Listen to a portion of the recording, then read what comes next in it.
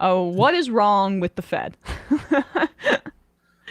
What's wrong with the Fed? Well, I mean, at the most basic level, what is wrong with the Fed is that they've been put in charge of running our whole economy, and they're not up to that challenge. They have the tools they have can do certain things very well, doesn't do other tools anywhere near as well, and kind of put me in, coach. We have a lot of different agencies that have a lot of other different capabilities, or that they could be given a lot of other different capabilities that could really do a better job together of managing the economy rather than having this one agency be in charge, being in charge of it. The what are the Fed's capacities? Because I know our audience will be familiar with the dual mandate, the fact that they are supposed to, in theory, maximize employment, but then also control prices and make sure that inflation doesn't get out of control. But one of those takes a lot more precedence over the other. Yes. So at the most basic level, what the Fed is in charge of is interest rates. They set interest rates. They set short-term interest rates, and through their setting of short-term interest rates and some other tools, which maybe we can talk about, maybe not, they set longer-term interest rates. And that they use that tool to try to manage the economy. In theory, it's a kind of nice, simple process. You raise interest rates, you take demand out of the economy. People's credit card bills are higher because they're paying more interest. People's mortgages are higher because they pay more interest. Same for companies and so on.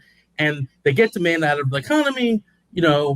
Demand is supposed to be the main thing that drives inflation, at least in this story, rather than, say, supply chain issues, rather than corporate power, or any of the other kind of factors that you might point to. And through this nice kind of balancing, they, have just enough demand to get employment to the right place to make sure that enough people have jobs, but without tipping things over and us having higher inflation. So the main thing is interest rates. And then there's a secondary thing where it's kind of responsible for the banking system. It provides liquidity to the banking system. It's making sure that we're not having big bank runs, or supposed to be making sure. And so it Right. has that secondary thing that's going on, which I'm sure we'll talk about at the end. Yes, we will get to the SVP the SVP example there, but I just wanted to touch on the or flesh that out a bit in terms of their usage of interest rate hikes and reducing them in order to manipulate the economy in theory. Like they rely on this age-old connection between inflation and employment. What is your position on that thread that the Fed continues to connect despite a lot of evidence essentially saying that there is no connection? Yeah, I mean, I think the core of that thread is that they assume away all the other different connections. I mean, if you go back to writings in 2020, especially in the context of the disruption of coronavirus, I mean, it was clear that coronavirus was stressing supply chains. Supply chains have still been stressed, and there's been less stress recently, but we're still in a kind of very tight situation because we don't have the institutions to manage supply chains.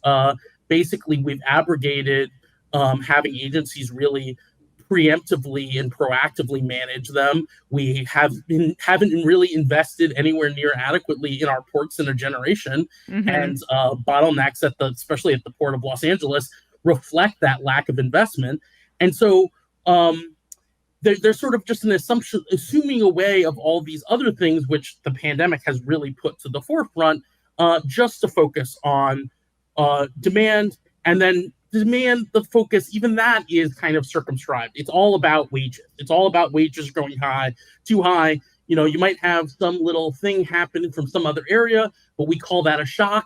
What isn't a shock is workers' wages going up, too little employment, too little unemployment, and this will set off this process that's supposed to explode forever, where wages are accelerating forever, prices are accelerating forever. If we don't intervene at all, there'll be hyperinflation.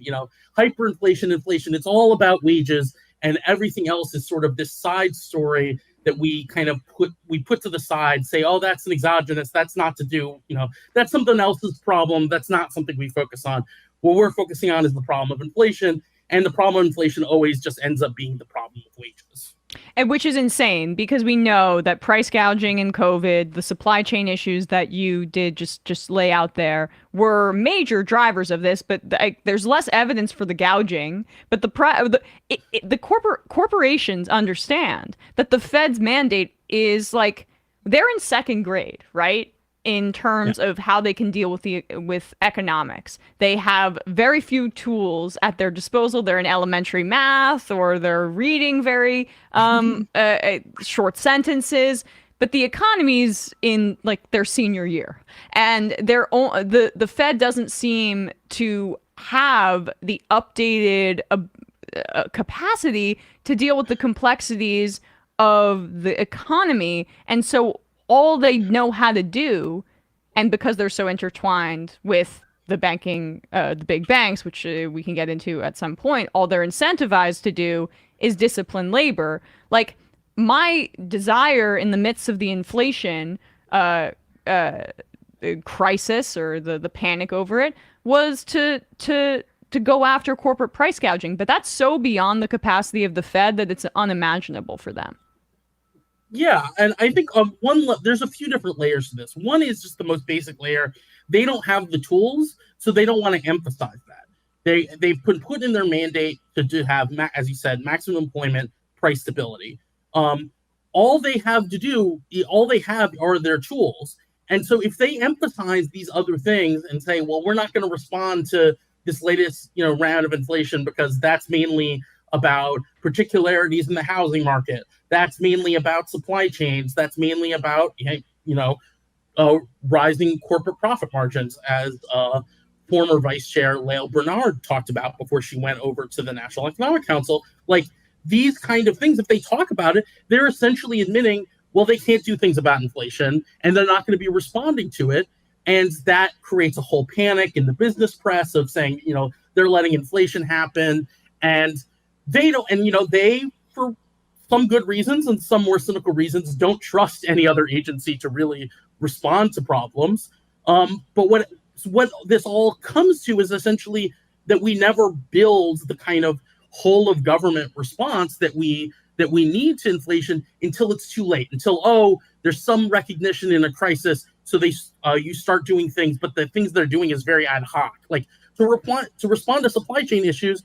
That's something we should have been building from like 2011, 2012, and securing supply chains. That's not something you do after supply chains have enormous stresses on them and then try to fix things when right in the middle of the moment. I mean, it's like, it's like trying to study for an exam while, the exam's already been going on for an hour and you're showing up late because you wanted to study a little bit. It doesn't work. It doesn't make sense. And how does the Fed's capacity compare to other central banks around the world? And I mean, like the United States, it's fiat currency. What we do is the trickle effect is felt everywhere in the world, but downstream from it. But like what you're laying out here is just how limited the Fed's abilities are, and it seems like this is a flaw in the construction of it compared to the way that I would imagine other central banks are set up in other countries. I would say actually it's kind of pretty similar. I mean, okay. The central bank independence was proliferated from the United States. We have such a successful example of Volcker, just crushed inflation here, happened to have a whole big impact on everywhere else too, but let's ignore that. And through things like the Washington Consensus and the IMF, like part of those structural adjustment programs weren't just changing how like other things in the economy worked and changing how private sector institutions in those economies worked. It was also saying you should have an independent central bank and it should be structured like us. The European Central Bank has it's structured in treaty form, a kind of very strong form of central bank independence, which, as we've seen with the Eurozone crisis and on other events more recently, has given the ECB enormous power, in some ways even more power than the Federal Reserve has, because it's structured by treaty. They'll have to negotiate an entire new treaty to change anything about how the ECB functions, and good luck to that possibility. Right. So I think this is actually a similar problem around the world. It's a little bit different because the United States is such an austere country that even if other places haven't been proactively having other agencies involved with managing inflation, they've, for example, have been having more adequate investment in their ports and, more adequate investment in their train systems, in their train transportation systems, less reliance on trucking. They've done, just as kind of normal government operating procedure, they've done some of the investments that we've desperately lacking here. So in that sense, it's worse. But in terms of actively saying, no, you're a part of the inflation management process, and, we need each agency doing X, Y, Z thing, I think actually a lot of, not universally, obviously, it could be a whole big discussion, Right. but a lot of other countries are in a similar position to us as putting too much of the responsibility for inflation and employment onto the central